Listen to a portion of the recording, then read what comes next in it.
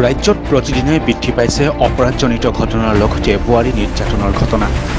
স্বামী পৰিয়ালৰ অকথ্য নিৰ্যাতনৰ পৰিণতিত মৃত্যুক আঁকোৱালি ল'লে নিকুমণি চাংকাকতি নামৰ এগৰাকী বোৱাৰীয়ে। চৰকাৰে মহিলা সুৰক্ষাৰ বাবে কঠোৰ আইন প্ৰণয়ন কৰিছে যদিও বৰ্তমানেও বহু নাৰীৰ নিৰ্যাতনৰ সন্মুখীন হোৱাৰ খবৰে প্ৰায়ে সংবাদ মাধ্যমৰ শিৰোনাম দখল কৰিছে। তেনে এক ঘটনা সংঘটিত হ'ল পুনৰবাৰ ডিব্ৰুগড়ত। মানসিকভাৱে অত্যাচাৰ সহিব নোৱাৰি মৃত্যুক আঁকোৱালি ল'লে 6 মাহ পূৰ্বে বিবাহপাশত আবদ্ধ হোৱা ৰহমৰীয়া চেংধৰাৰ নিকুমণি চাংকাকতিয়ে। উল্লেখ্য যে যুৱতীগৰাকীয়ে চলিত বৰ্ষৰ ফেব্ৰুৱাৰী মাহত মিলননগৰৰ কল্পনা গোহাঁইৰ কনিষ্ঠ পুত্ৰ জন্স গোহাঁইৰে বিয়া হৈছিল। কিন্তু বিয়াৰ 6 মাহ নহওঁতে নিকুমণি চাংকাকতিৰ মৃত্যুৰ বাতৰি কঁপাইছে এতিয়া সমগ্ৰ ডিব্ৰুগড়। 8:20 মোলৈ ফোন কৰিছে যে মই যাওঁগে, কান্দি কান্দি ফোন কৰিছে তাই। মই যাওঁগে, মোক আজিও ৰাতিপুৱাও মাৰিছে। মোৰ তো টোপনি ক্ষতি, তাৰপিছত খোৱা বোৱা একো নাই। তাৰপিছত শুই আছিলে, মাকৰ লগত শুই আছিলে, ৰুমৰ পৰা তাকটো উলিয়াই দিছে।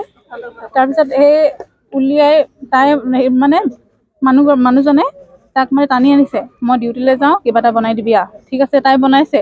তাৰপিছত আহি পাছফালৰ পৰা মাৰি আছে মূৰত আৰু মা দেউতাৰ কথা কৈ আছে। আৰু এজনী ছোৱালীৰ মাক দেউতাকৰ কথা ক'লে মানে গাত লাগিবই আৰু এষাৰ উত্তৰ দিবই। আৰু সেইটোৱে তাইৰ ভুল, মাত মতাটো তাইৰ ভুল। কিহৰ কাৰণে মানে ড্ৰিংকছ কৰি আহে, কাৰোবাৰ লগত কাজিয়া কৰি আহিব, তাৰপিছত ড্ৰিংকছ কৰিব। যৌতুকৰ দাবী আজিলৈকে নাই শুনা।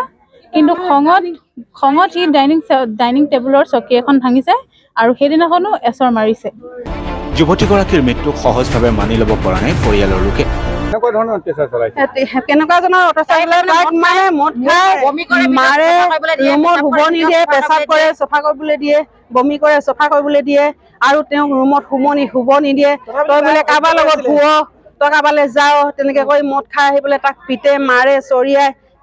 সি আমাক কোৱা নাই, কিন্তু কালি সি অধৈৰ্য হৈ গ'ল। ছোৱালীজনী কালি কৈছে, মা মোক আজি 3-4 দিনৰ পৰা মোক এনেকুৱা কৰি আছে, মাৰি আছে বোলে, আৰু মূৰত মাৰিছে, চৰিয়াইছে, ৰাতি খাবলৈ ববলৈতো নিদিয়েই। তাৰপিছত কি ৰুমৰ ভিতৰৰ পৰা উলিয়াই দিছে তাইক, মাকৰ ৰুমত শুইছিলেগে বোলে, মাকৰ ৰুমৰ পৰা চোচৰাই আনি ৰাতিপুৱা 5টা বজাত তাইক চৰিয়াইছে, মাৰিছে, তেনেকুৱা ধৰণৰ কৰিছে। চিকিৎসকে এতিয়া মৃত্যুৰ কাৰণ কি বুলি কৈছে? চিকিৎসকে মৃত্যুৰ কাৰণ কৈছে, নৰ্মেল কৰি আমাক থৈ দিছে। আজি বৰবাৰী আৰক্ষী চকী ঘেৰাও কৰি এক উত্তপ্ত পৰিস্থিতিৰ সৃষ্টি কৰাৰ লগতে অভিযুক্ত যাতে কোনো সৰুঙাৰে বাচি যাব নোৱাৰে তাৰ বাবে আৰক্ষী প্ৰশাসনক আহ্বান জনায়। আমাৰ চেংধৰা গাঁও আৰু ল'ৰাটো হৈছে ডিব্ৰুগড় মিলন নগৰৰ।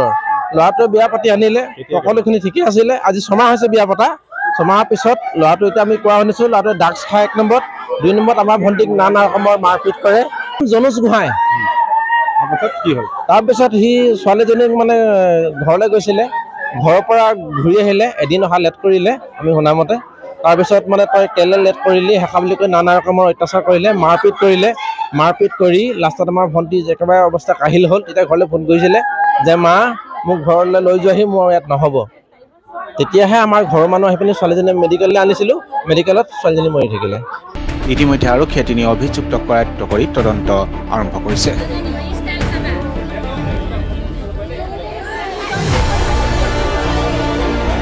ঘৰ আছিলে ৰহমৰীয়াত আৰু বিয়া হৈছিলে ডিব্ৰুগড়লৈ। তাৰপিছত তেনেকে একো মানে খবৰ নাছিলে যে তাইৰ ঘৰৰ অৱস্থাও খুবেই বেয়া, সেইকাৰণে তাই ঘৰত একো কোৱা নাছিলে। কিন্তু কালি লাষ্ট তাই বায়েকলৈ ফোন কৰিছে বোলে, বায়ে মোক বচাহি, নহ'লে মই ইয়াতে মৰি যাম।